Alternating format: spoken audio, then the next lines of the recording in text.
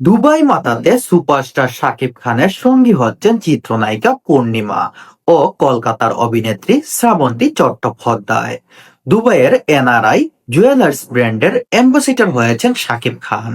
প্রতিষ্ঠানটির একটি শোরুম উদ্বোধন করতে যাচ্ছেন দুবাইয়ে।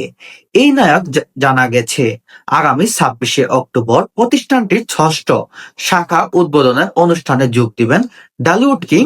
সঙ্গে থাকবেন চিত্রনায়িকা দিলারা হানিফ, পূর্ণিমা, কলকাতার অভিনেত্রী শ্রাবন্তী চট্টোপাধ্যায়, এক জাক তারকা। একই মঞ্চে থাকবেন সাবেক ক্রিকেট তারকা মোহাম্মদ আশরাফুল।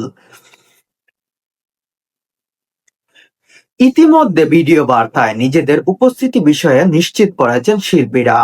কোটি টাকা ব্যয়ে দুবাইয়ের কোনো বাংলাদেশি প্রতিষ্ঠানের এমন আয়োজন এবার প্রথম।